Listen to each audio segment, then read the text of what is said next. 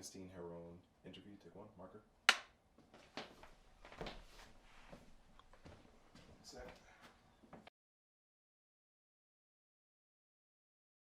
I was born on the far south side of Chicago, um, right off of 95th Street in an area called Lilydale.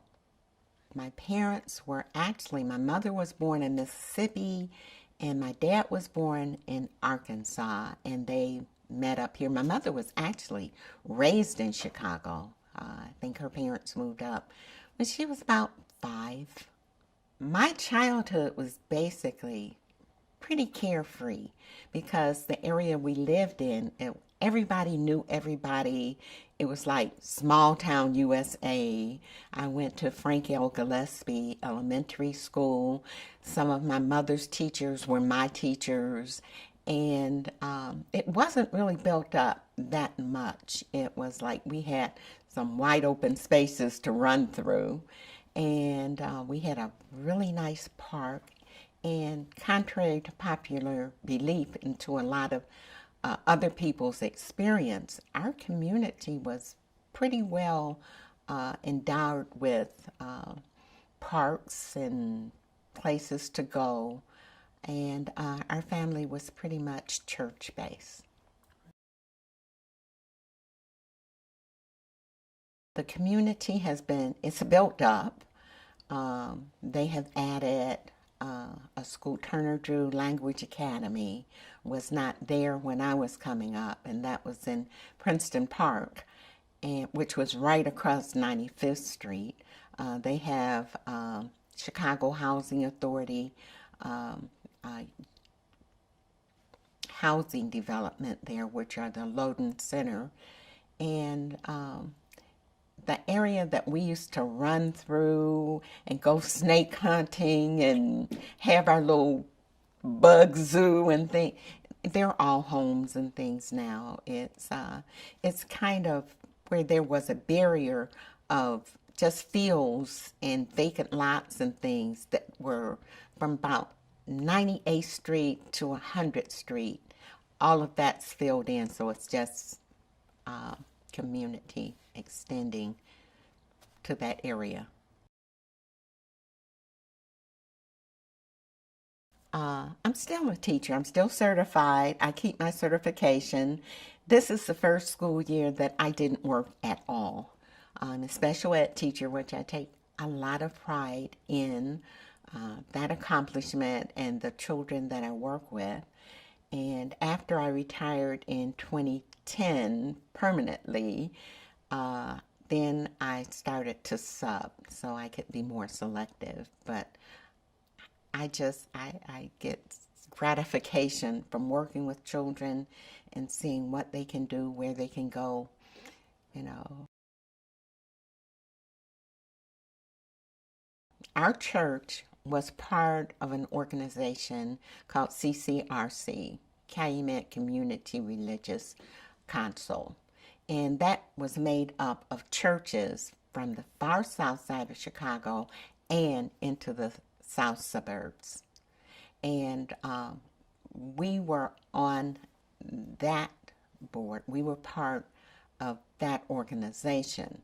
But at some point, our concerns were very different. Number one, we were a poor community on the south side of Chicago, and the community churches that we were working with were more affluent than we were, so our needs were different. And so there was a split in the organization. And so the churches on the south side became a separate organization. And we didn't have a director. We were working with Jerry Kelman, and we went in search of a director. And community organizing for us was so new and different. There was actually no one in our community that we could tap as a resource for a director. And so we went looking for a director. In fact, Jerry Kelman did the search, and he brought in 3 or 4 candidates, but none of them fit the bill for what we needed. Finally, he brought in Mike Kruglich, And Mike was nice, but he wasn't African American. And part of what we were looking for is someone who looked like us, thought like us, and understood our problems. The bottom line is that we felt very strongly, as an example to us, we needed somebody who fit that bill. So Jerry told us he had one other prospect, but he had to go to New York. And when he came back, he brought Barack with him. And so our board of directors interviewed Barack. I remember it was in the conference room at St. Helena of the Cross Church. And we interviewed. It was a good interview. Part of it is that I've interviewed a lot of people, and I've seen people take your questions and kind of toss them up and throw them back at you. This was not the case. Barack was very straightforward with his answers and very thoughtful. And even when it was something he didn't know, because we're talking about organizing, and he would, his answers were like, I'm not sure about that, but these are some things that we'll learn together. I like that. I like the honesty, and everybody else did. And when he finished the interview and he left, and we talked about it. And I remember at the beginning of the interview, me and my friend Yvonne, when he walked in, I had turned to her and I said, Yvonne, those people in Altgeld are going to chew this guy up and spit him out, because he was so young. But when the interview was over, he had flipped it in such a way that we understood that he knew how to handle himself, and just his personality was what we really needed. We needed someone to kind of encourage us and to make us want to do the things that we needed to improve our community and empower the people in the community. And that's what community organizing is all about anyway. It's empowerment. Jerry Kelman is a community organizer, and when we first met him, he was organizing around churches. So it was a church-based organization. And actually, he is good at what he does as far as bringing people together and organizing churches, because, number one, in the Black community, the church is usually the base of everything. That's where people get their strength. That's where they go for encouragement. And so during this time, to bring those churches together, and this was something new for us, he had the wherewithal, the knowledge to organize in such a way that we got strength from coming together. As a matter of fact, I think when we started out, we must have had maybe 15, maybe as many as 20 churches that came together. This is power. And Jerry understood power. And so basically he was an organizer who came into our community and brought us resources. If you go back into the 80s, what really happened was that we were losing jobs and economic resources. Our community strength was that people worked for steel mills, they worked in factories, and those were big paying jobs. people working for steel mills, they were making money hand over fist. But what happened is that those steel mills started closing as we started resourcing those jobs out to foreign countries.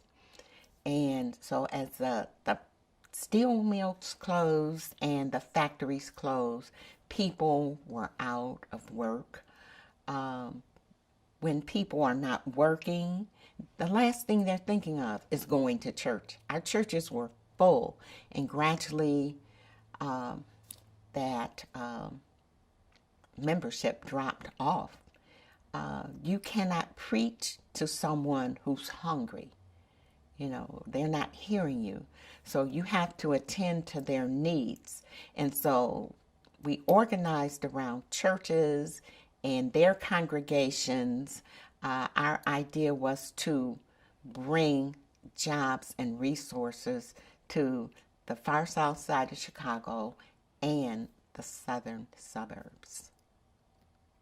We needed an avenue to reach them. Number one, you need something to offer people. You can't just say, I want to interview you, because they don't want to talk to you. Why should they? You have to see what is in their best interest. Number one, if they don't have a job, you have to have a way of offering them some kind of hope. And so with CCRC, when we were still one unit together, we had a plan to open what was called the Regional Employment Network. And the Regional Employment Network was, I want to say a plan to open a way of placing these people in jobs. I'll put it that way. It was, what it basically did was, and we got a grant through the state, I think about $500,000, and it was administered through Governor State University. And we basically would interview these laid off workers, dislocated workers, and we'd interview them and look at their skills, if they had transferable skills, some way of transferring those skills into other industries, then we could refer them for jobs. If they didn't, we would refer them to a training program.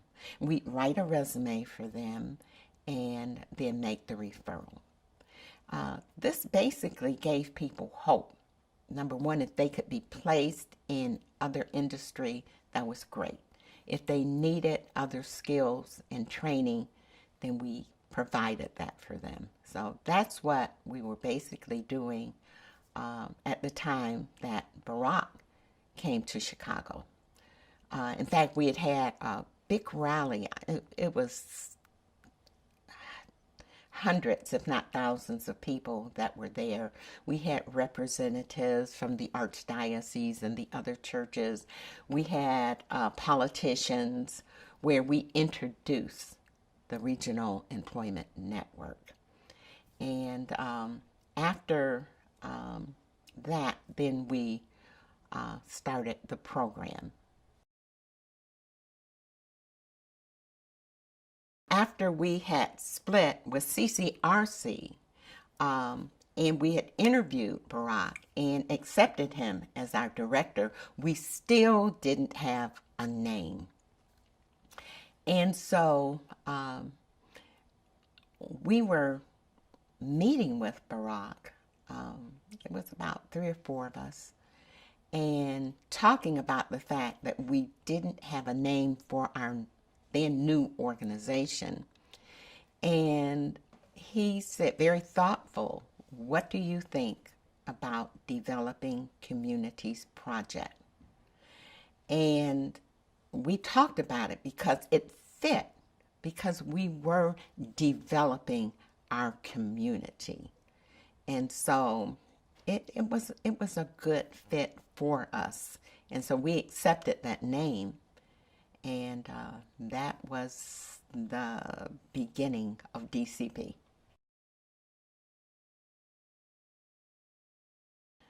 Part of it is, I say this in cooking all the time, so I'm going to use it. Presentation is everything. Part of it is that it's nothing wrong with us meeting and working with other ethnic groups. But the other part of it is that we don't always need someone else to show us the way. What does that say to our children? What does that say to us? The bottom line is there's someone that looks like us, talks like us, understands, has experienced what we have experienced to work with us. There's someone there that can show us the way. And so it means a lot to us. And more than us, it means a lot to our children that they can be the leaders.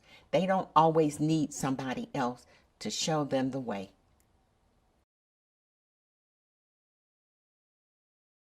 Altgeld Gardens is a Chicago Housing Authority project.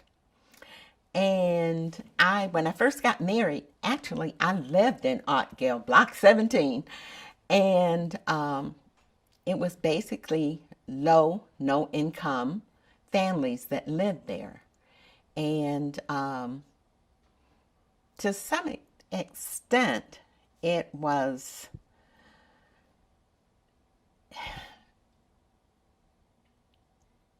provided housing and resources, limited resources for residents. We had a health center, and of course we had, I think, 2 churches, one Our Lady of the Gardens, which was my church at the time, in the community. There were schools, and it was pretty much contained. And basically, it was poverty on top of poverty and family on top of family. It's like the parents lived there, the children lived there, their children lived there, and it was a kind of a vicious circle. Our organization, DCP, consisted of about 11 or 12 Catholic churches, and at the time they were all Catholic churches. They were not all located in Altgeld. We had all over the greater Roseland area, St. John de La Salle, Holy Name of Mary, St. Willibrod's. So it was quite a few churches in a wide area. It was a juggling act, if you really want to know the truth, because all of us were hurting. All of us had needs, and every church in every area had their specific needs. Even though people put a lot of emphasis on Altgeld because it was the only housing project in his area and where everybody consistently were poor and needy. But the others, nonetheless, suffered because of the steel mill closing and the plants closing and the loss of jobs and the lack of training. But each church specifically had their own needs. So as we met and talked about the needs of the different areas, then we had to devise ways to meet everybody's need. It wasn't easy because you can't play favorites. As a representative, I represented the Altgeld area. And so, yes, my emphasis were more on Altgeld. And we were looking at pollution, asbestos, lack of training, lack of jobs, you name it, it fell under our umbrella. But other areas had similar problems and then specific problems. So when you talk about Altgeld in general, it was one specific area in his area.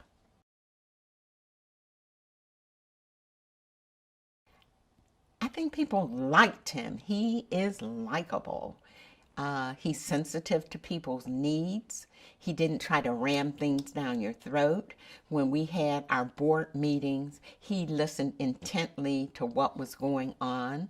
And he usually would come up with a suggestion. Sometimes we had our own suggestions about our own needs. We were living in the area, so we knew usually what was going on. But a resolution, is the difference between having a problem, changing that problem to an issue, and then coming up with a resolution. So problems are so broad, we knew we had a problem, but what to do about it?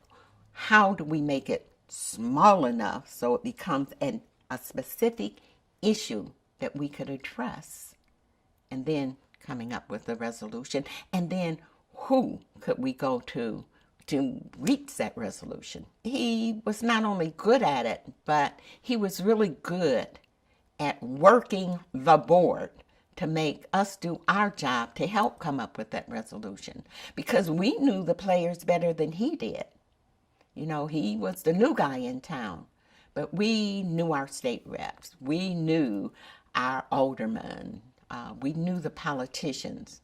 And basically, it was a matter of coming up with some kind of resolution for our problem.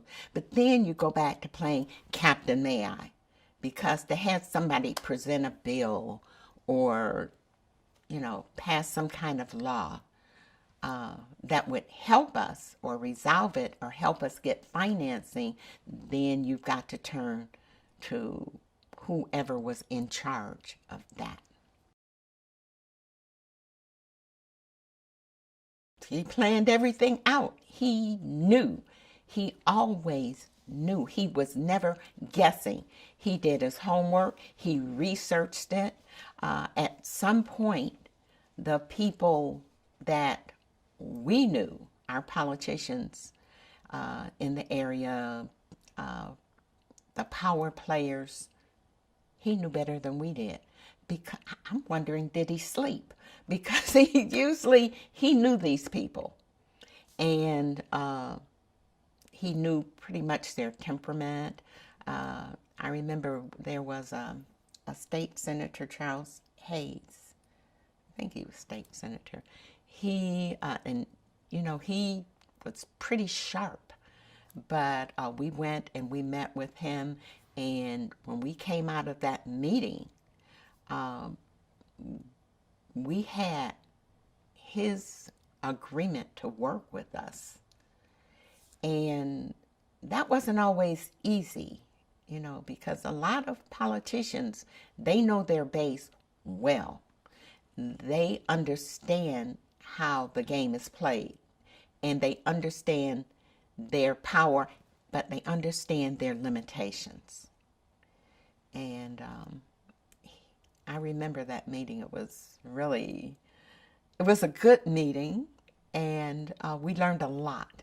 And a lot of times we were learning basically where we fit in the scheme of things, what we could do. And when I say it was an empowering type program and project, it was, because we always had the power. We never knew we had it. Part of it is, you talk about the power of the vote. You talk about power, organized people, organized money. We were organizing people. We didn't have any money, but we had the power of our congregation, and we had the power to pull in the people in our community, which gave us, the power of the vote. It's one of those things where things that at one time you didn't realize, suddenly you understand where you fit in the scheme of things. Well, it's one of those things when you look at personalities, and the fact he had such a gentle way of working with people.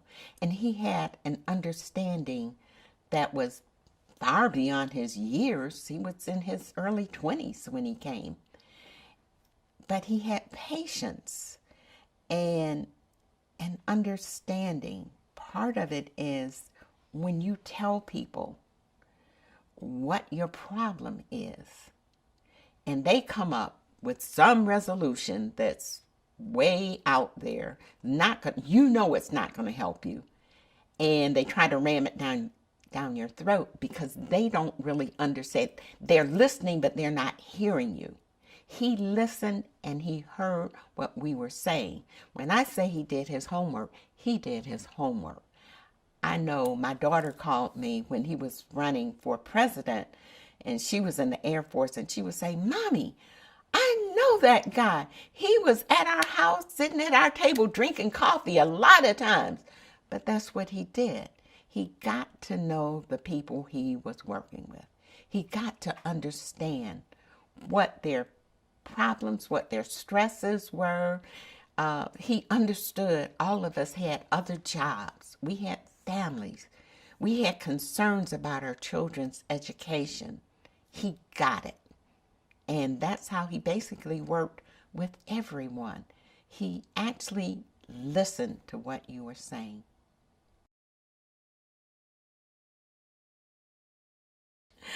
Well, part of it is that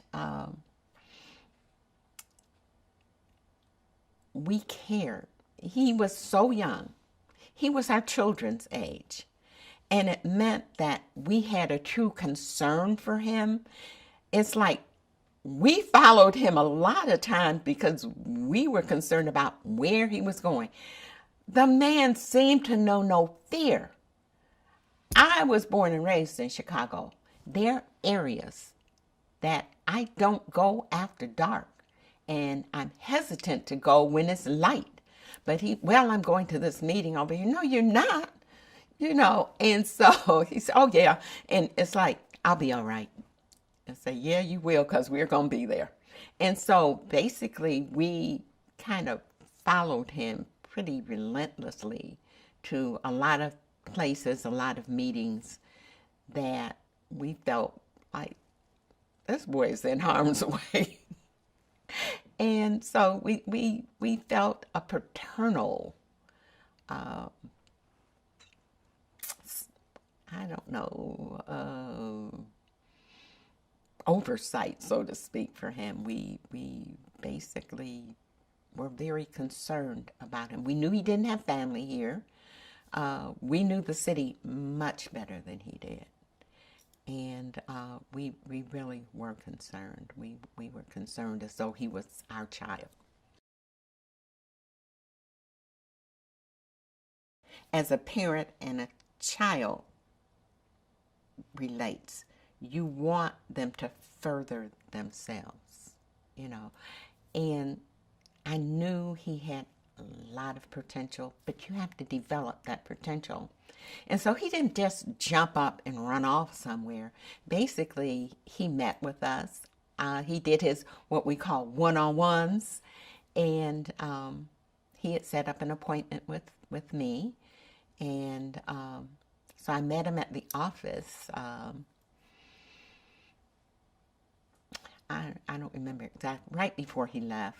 Anyway, we had that meeting, so I left work early and I stopped by his office and we talked about this, that, or the other, and finally we got to the point. The point was that he was leaving DCP, he was going to Harvard, and he had that need to get his, I think it was his master's, and so I wasn't surprised. I didn't feel that sense of loss, because in that conversation also he said, "But I will be around. If you need me, you'll always know where to reach me." And he always made sure we knew where he was at. We always had a way of reaching him or talking to him if we were concerned about anything. So I always knew he was there for a resource. And I always knew that there would be a need to go further. And so I was happy for him, and I was concerned about who would replace him, but I didn't really have a sense of loss.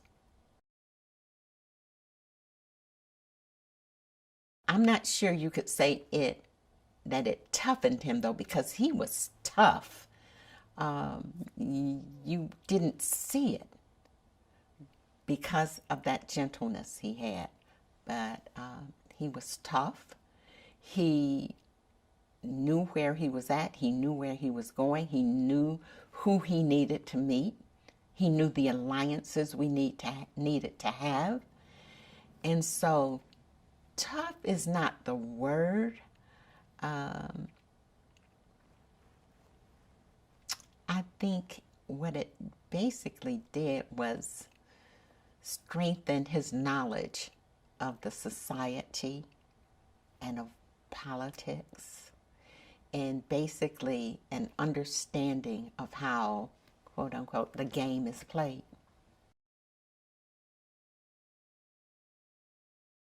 When Harold Washington got elected, you know about the Council Wars, and it was the first term. It was bad. There was that blockage in City Council, and you couldn't get around it. It brought us to a standstill, so to speak. Although all of us had in my community, in the African American community, that love and respect for Harold.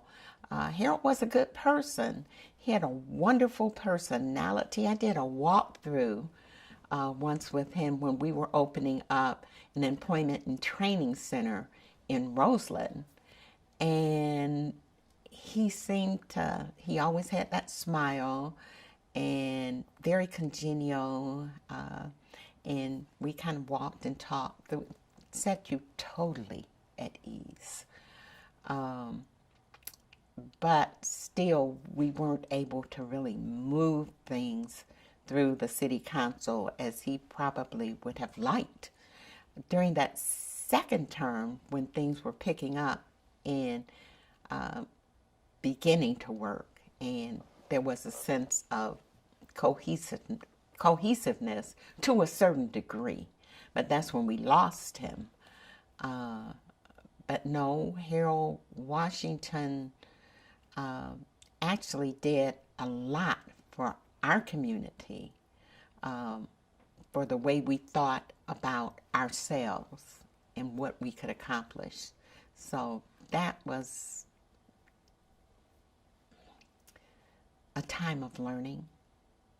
People feed to their base.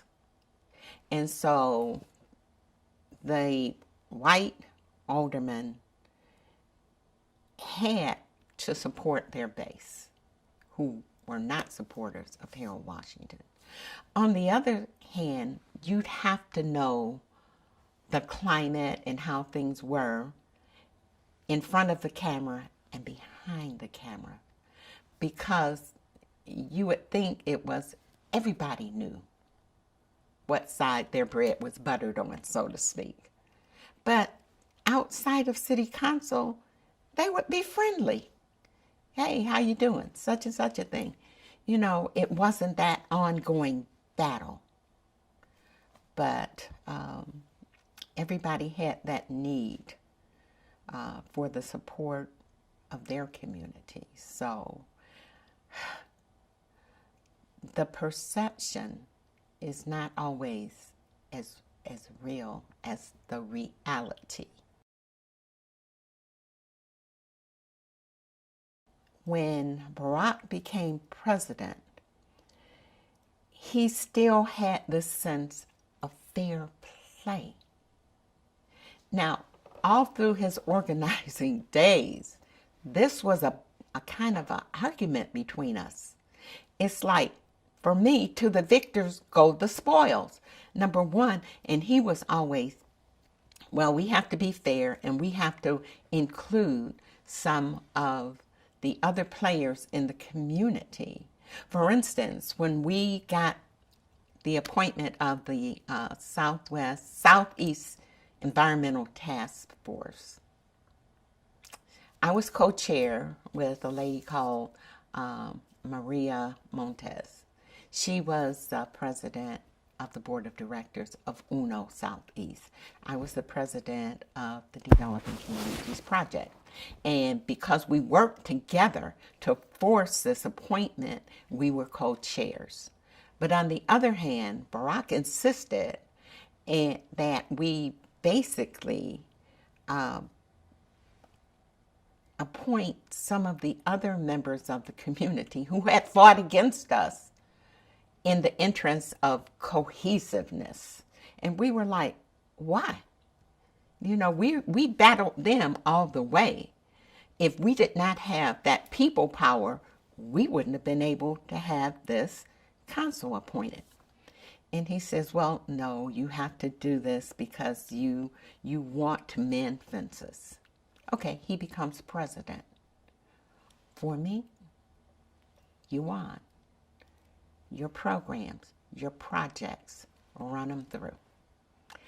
But he wanted a consensus, he wanted to mend fences, and he wanted to be inclusive. But on the other hand, while you're trying to play fair, you got Mitch McConnell who says, we're not passing it. It's no need in you sending it because we're not going to pass it. They didn't care whether the American people suffered. They only cared with the perception of not working with this president. And it was all about race. You can dress it up, you can dress it down, but it was all about race. They didn't want to work with him. It wasn't even a Democrat and Republican thing. It was all about race. And so even though he won 2 terms in office, and this is the part that gets me, maybe because they kicked it around, well, he's not actually African American, he's mixed, he's this, that, or the other. But he won that first election. Surely, by that second election, everybody knew this man was black, but they still voted for him. Why can't you work with him? You know, you have so little concern and respect for the American people, you can't even pass things that are good and healthy for us because you can't see past your prejudices. I met Michelle when he was running for state senator, and they had a rally down on the lakefront, and so I went to that. And then the next time I actually saw Barack was at his wedding. I thought it was a really nice wedding, and he was married right on 95th Street. I think Jeremiah Wright was the pastor at the time. And so it was nice. It was a nice reception. It was everything. And after all the preliminaries, him and Michelle came around to everybody's table, and they greeted their guests and everything. And he got to our table, and it was me and Yvonne and Margaret. We were running buddies. You know, we were everywhere together. And he was like, how's everything going? Is everybody treating you all right? Do you have everything you want? And we were like, yeah. I said, yeah, for now. And I remember telling him, I said, however, I have one request. And he was like, because he had this easy way, this laugh. This laugh was so, matter of fact, just easy. And he said, asked me what was my request. And I said, when you become president, we want to be at one of the inaugural balls. That's what it was, because we like dress up. But anyway, we wanted to be at one of the balls. And he laughed, she laughed, they laughed, and it was like, and he goes, you got it. I went to the one in 2012, I didn't get an invitation to the one in 2008. I was working at Turner Drew Language Academy in Princeton Park at the time, and I wanted to go, and so I was a little disappointed, but actually only for a minute, because at the time we had the children I was working with, they were just all enthusiastic and pumped up because we had a black president. And at some point, it made me think, did I really want to be there, or did I want to be with these kids who were just excited out of their minds? So yeah, I wanted to go. No, I didn't want to lead them. So actually, for the inauguration, we had our TV set up. We had pizza. We had everything. I had 1 million questions from them. A lot of them did not realize that this was the area where he organized in, that across the street was Reformation Lutheran Church, which was one of our churches that he worked in. And so it was just meant for me to be there with them and to experience this with them. And I think I really got more out of it than if I had gone to Washington. Now in 2012, he sent us, me, Yvonne, Margaret, packets. We all had packets and invitations. We got to go to one of the balls, not the White House ball, but one of the balls. We went to the inauguration. We were up close. We had tickets for the bleachers for the parade and everything. So I went with my family, and it was a good experience. Something I really appreciated. And later on, he was in Nashville, where Yvonne lives, and so she got to talk to him at some rally they had. And she told him, she says, you know, we were at the inauguration. And he said, I know, I sent you the invitation. And she just laughed. But, you know, it's good to know that he never really turned his back on our organization or on us.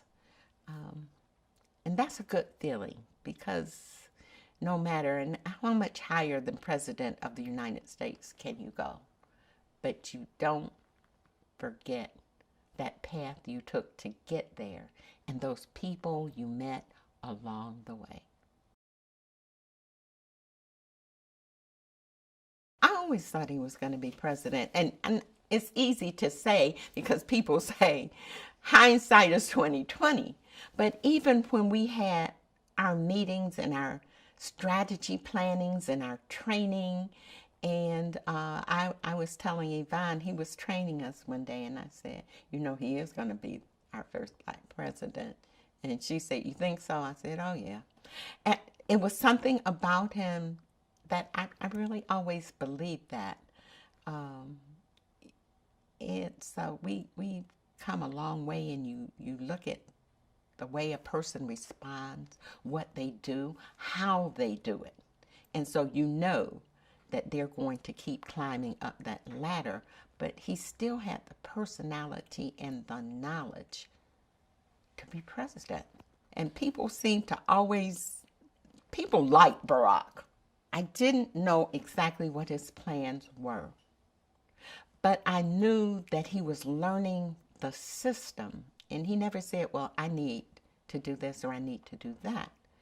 But he kept meeting people and understanding how everything fit together. And the other thing that I looked at, though, every time we had a project or a program we wanted, we had to sit down with a politician and play Captain May I. You know, we wanted to do the Employment and Training Center. We sat down with representatives of the city. We met with the mayor. We met with people who were over employment and training department for the city. But it was always a matter of taking our ideas to someone in politics and trying to get approved. And what I saw was, though,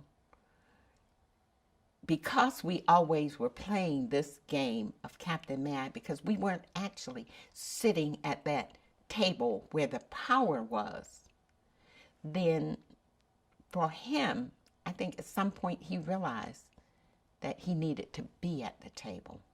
And I think that's when he had his political aspirations. I think that's where it came from. And I guess once he got there, and it's nothing like timing also, and I think the time was right for him to take that step into politics. Part of what happens is that he was always laid back and calm. I was excited. We were making a difference. The bottom line is that, I was doing things that I had never done before. I was meeting people that I never thought I would meet. I was being appointed to projects and boards that I never thought I'd be appointed to, and I was giving I was not too excited to give my input. I was always in touch with reality. I knew my community. I knew what the needs of the community really were. And my questions were pertinent. I came from a community that was inundated by waste and pollution, high rates of cancer, asthma, and all of those things. I knew what I was there for. So when we talk about that, I understood.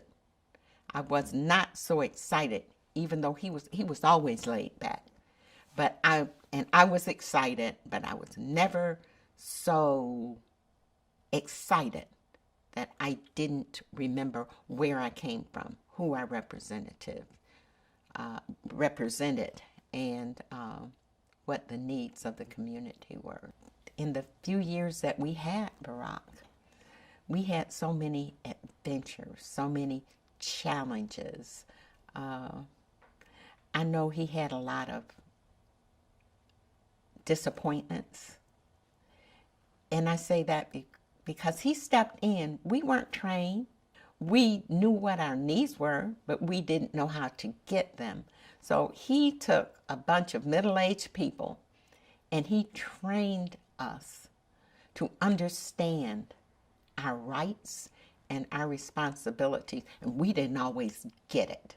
He was always focused, but sometimes we would get kind of blown away by the celebrities, the status of meeting with the mayor, meeting with the governor, meeting with the House of Representatives, that we kind of lose our way. And he was like, did you get this? No.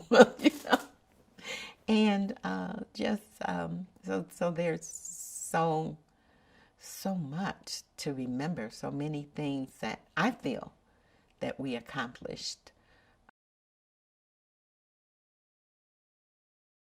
He asked me questions, and we talked about my family, but we talked about his family too. He talked about his grandmother. He talked about his sister. He talked about his family in Africa. And so he was pretty open with sharing too. Part of it is you got to give some to get some, and that we kind of shared things with each other. And I think he was pretty open with me. We had conversations that basically talked about the organization, what we wanted to do, and then we had personal, private conversations. And with those, they were just that. It's just like talking to your doctor. It's like you hear, and that's what you do. You hear. You don't share. They're not to be shared. So I think we had a public and a private relationship. And I actually felt pretty close to him. I remember that when he became state senator that he came to visit my school, Turner Drew Language Academy, and I'm sorry, County Cullen Elementary School in Roseland. And he came and he met my students, and he looked around the school. He visited a classroom and he read to the students. And when he left, he met with the principal, and it was just basically fact-finding. He had 1,000 questions. He wanted to know who he was working with, who he was dealing with. And so when he left, and I remember, is one of the things the most I regret out of the whole time that I worked with Obama. Because he had come and did me a favor. He asked, is there anything you need? And he had done so much for me. He had trained me. He gave me insight on politics, community, all kinds of things. I mean, I had a wealth of training and information from him. He doesn't owe me. I owe him for all the things he gave me. But he was always, can I do this for you? Do you need that? And at the time, I was actually getting ready to relocate to Mississippi. And I remember telling him, no, you know, you've done so much for me, and, you know, I'm going to be all right. And so when he got ready to go, I wanted to give him a hug. I'm not soft and cuddly all the time. I'm not one of those huggy people, basically, but I wanted to hug him. And I didn't. I just kept it professional. I regret that to this day, that I didn't hug him, because that was, I think, the last time I saw him in person. But that part, because I don't know, I was in school. All I could think of was, all I need is for my students to see me hug this man. And so that's one of the only regrets out of the whole time. I've met with him, I've talked to him, we've done things together, some good, some frightening, that I actually regret. The rest of it was basically things where we rallied, we did good, we broke up meetings behind closed doors. I mean, they were having secret meetings about the O'Brien locks and waste management, and they were cutting deals, and that's when we had the alliance with UNO, and we met. It had to be 200 of us. We got word about this meeting that morning, and we got 200 people together, just like that, and we met, and we walked. We didn't even drive. We walked to the bank where they were meeting upstairs in the conference room, and we slipped up the stairs. It was quiet. And we got there, and we opened the door, not a word. We filed in till we packed the room. People were sitting at the table, but they couldn't get up because we had packed the room. And Mary Ellen read a statement about meeting behind closed doors. And if there was anything that was going to be decided about our community, we would make that decision. And then we turned around and we filed right out. Not a word. We laughed. It was really funny. But you're talking about a sense of power, you know, and these are the kind of things that Barack thought about and we did that made us feel like we were in control. And out of that, we had another rally where we had a couple of thousand people, and we had representatives from the mayor's office, and we did this presentation, and where we told the community, the mayor, his representatives, everything, if anything was going to be decided in the community, we were going to be the ones that decide, and we demanded that he appoint this council, this committee. It was things like that. Mostly everything we did, it was so victorious, so empowering. It was learning to lobby, going downstate, taking parents who all the way down there were saying, they're not going to listen to us, they're not going to listen to us. He trained parents on the bus to Springfield to lobby. And when we got out of there, boy, you couldn't stop these people. I mean, that's what he did. He was uplifting. He showed us the way to make a difference in our community. She was a nice person. She was kind of subtle in her mannerisms, but she was just a nice person. She basically, I know she was supportive of him, but it was just, I don't think we had a long conversation. We had the basic, how are you doing? It's good to meet you. I've heard a lot about you. And she was just very pleasant and really nice. And I just remember I didn't know what to expect. I knew his mom was white, and I don't think I met one of his sisters before then. One from Africa had came here, but no, she was just a really nice person, you know. We did tackle it, and we met with representatives of Chicago Housing Authority, but nobody knew. I mean, the secrets of Altgeld are so many. Number one, it's located next to a dump on one side, waste management, and on the other side, there's a sludge plant. And sometimes, depending on the way the wind is blowing, you can't take a deep breath. But at the time we were meeting with parents, Alma Jones was principal of Wheatley Child Development Center at the time, and we were meeting with parents over there when one of the parents came into the meeting, and she was talking about people in these protective suits, and they were doing something over in some of the apartments. And so we went to investigate, and we got some kind of implication. Somehow we found out that they were removing asbestos. And but they denied it.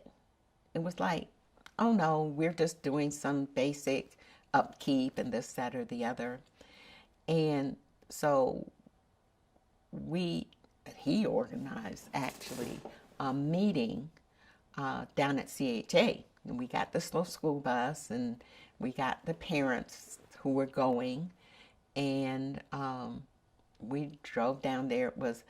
I was on my way to work, actually, and we stopped by to see how the project was going, how they were doing with their turnout and everything. And he commandeered us. So we went down with them, and we got down there, and they didn't want to see us. They didn't want to talk to us.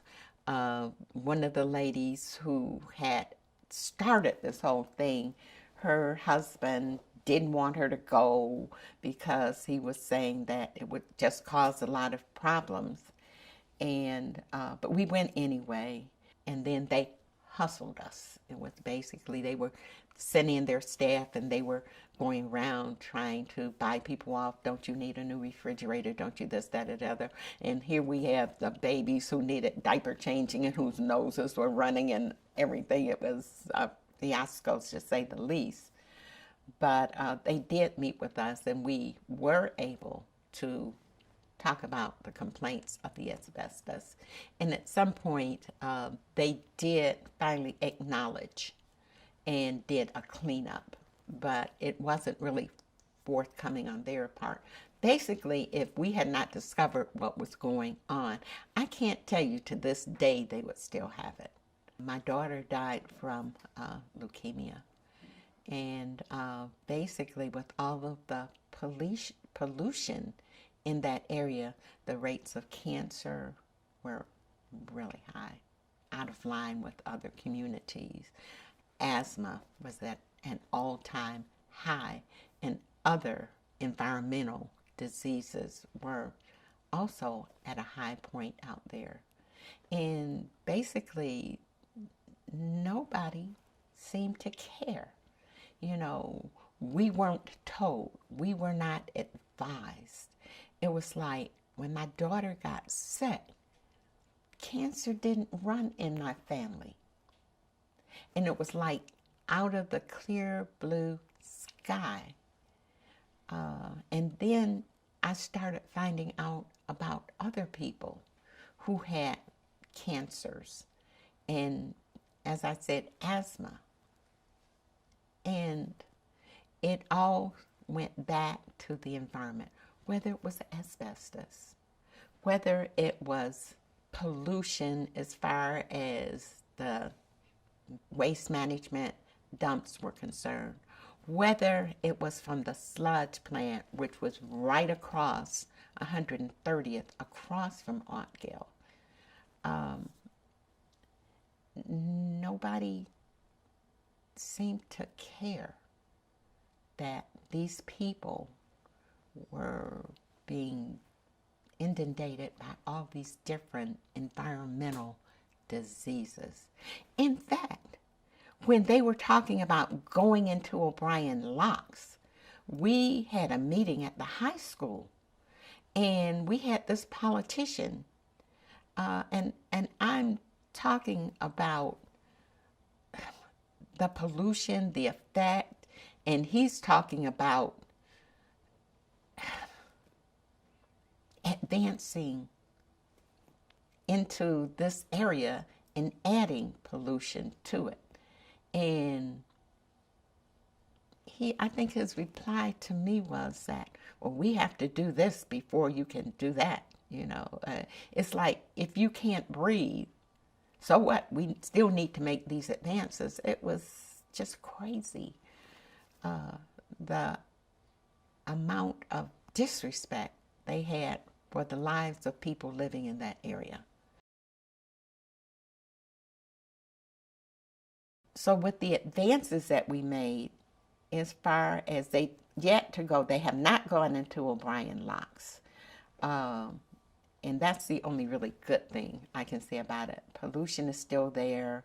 I was back in Altgeld when I moved back to Chicago. That was like in '06. And they were digging up some kind of material that was buried in Altgeld that had a lot of radioactive material or something in it. And then, you know, as far as the advances that we've made and things that we were able to either stop or at least identify,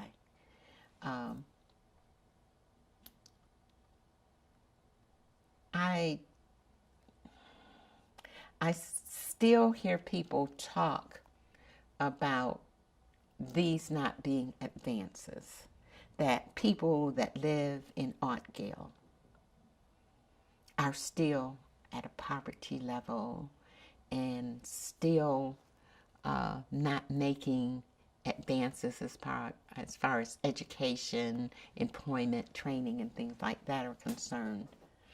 And sometimes I have to shake my head, because part of it is that this was not an overnight sensation, not an overnight project. These programs, and they still do the asthma program, by the way, but these programs were meant to be ongoing, because the makeup of a Chicago Housing Authority project is that it's for poor and disadvantaged people.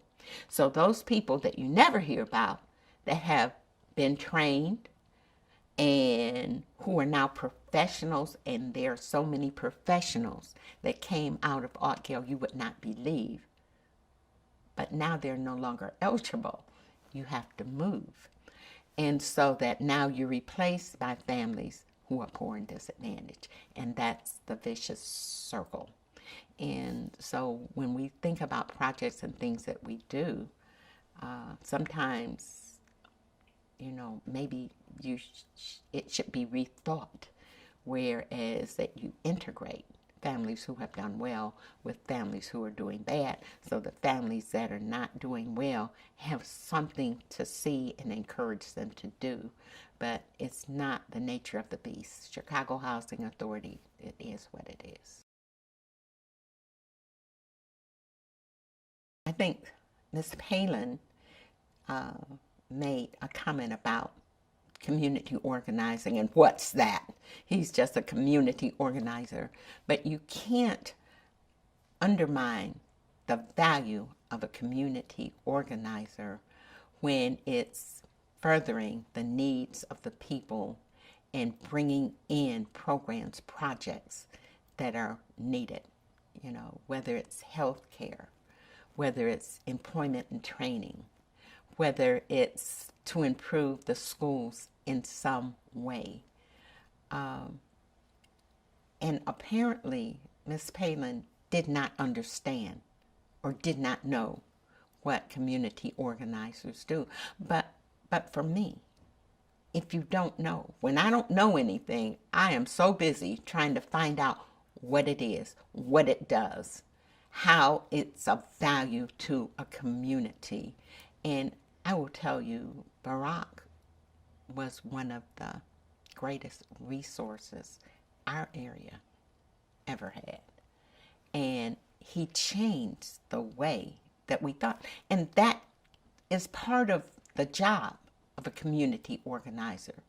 Not only to empower and further the cause of the people in the community, but to change the way people think. It goes from I can't to I can and I will. And once people start thinking in terms about who they are, what they can do, their own self-value, and what needs to be done to improve a way of life, then you can make progress.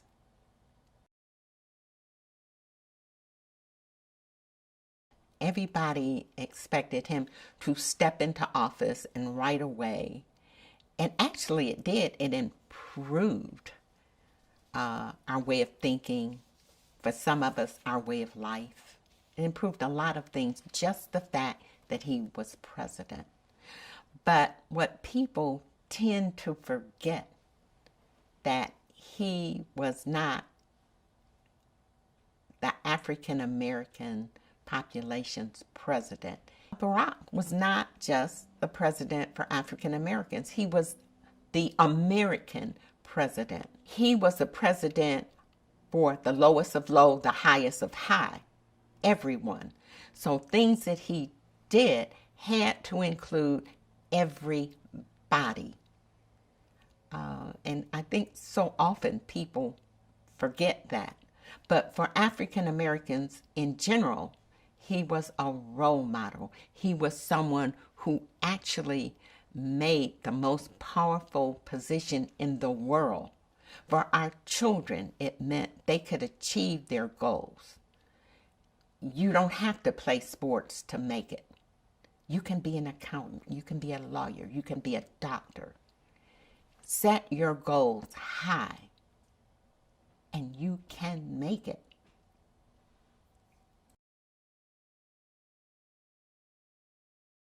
I was crazy. I was so happy. I was so elated. I went down to Grant Park with two of my grandsons and my daughter. I did an interview that day right behind the stage he came out on, and they were asking me how I felt and what it meant to me and things like that. And I was just so excited. I just knew that I was here for this special time in history, that my grandkids were there with me to witness it, to see it. I was just full of pride and joy and expectations. When they took down Osama bin Laden, and I was watching because they had pictures of him in the, I guess it was the Situation Room, and he was sitting there and he was calm. He was Barack, and just that was his personality, but he was very calm. And I was telling someone, because they were in touch with him, and they were saying, I think the report was, whoever the soldier was says we have him in our sights. And I didn't hear what he said, but I knew what he said. He said, take him out. And I was looking, I knew very calmly he said that. He did that. Part of it is that it was horrendous, some of the things that happened, the way without conscience he attacked people. He was a murderer. And I think that presidents make hard decisions, and that was a decision to make. I do remember that moment, and just a sense of sadness came over me, and to this day, I feel that sadness every time something happens. Things have changed so much, and I feel, even starting then, there seems to be no sacred place. I don't know. And maybe sometimes we don't remember the bad times, the sad times. But I just remembered that sense of sadness, just sadness coming over me. And that is a time that, if you witness it, it would be hard to forget the tears of a president at a time like this.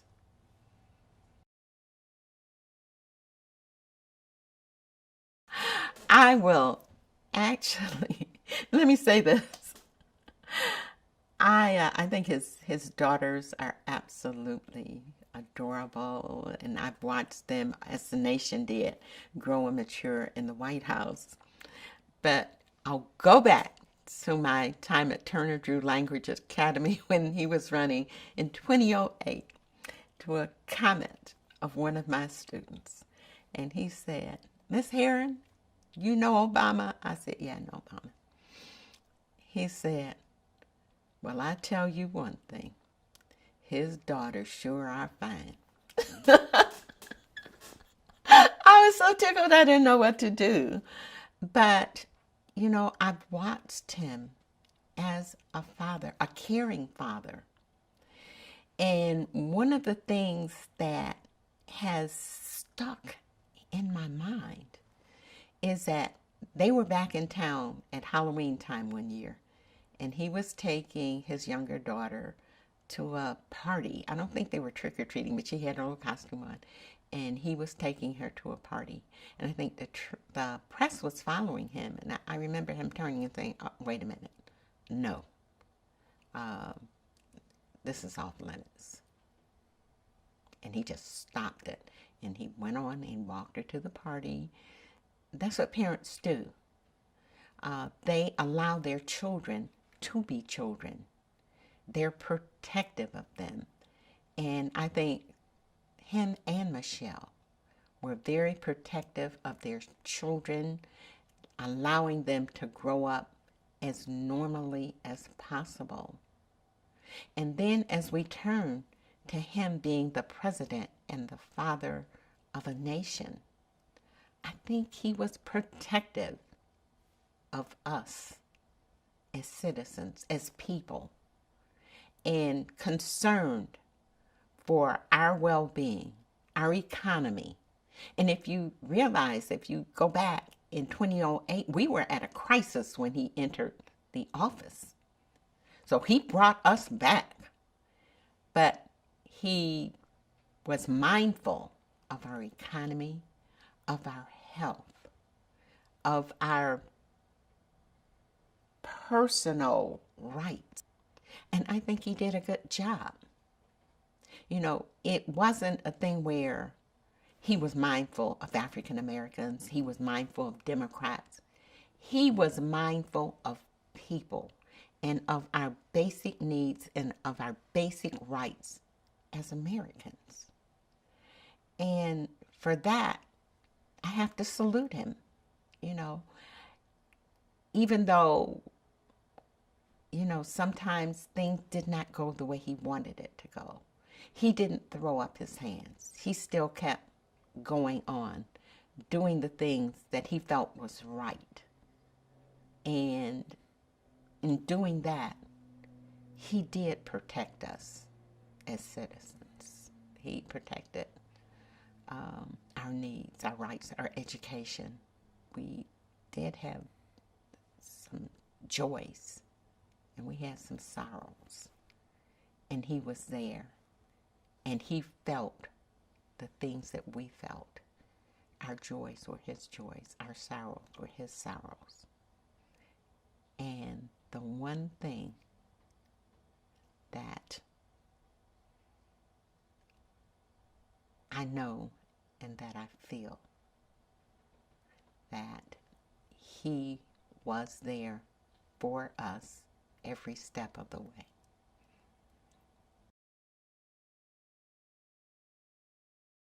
I'd probably just say, I love you. I respect you. I do care about him. I care about his well-being. And I remember once, and maybe he will remember it, I was so concerned about him. We were doing a rally, we were doing something, and I was concerned for his health and welfare, his safety. And he looked at me and he said, "I'll be all right."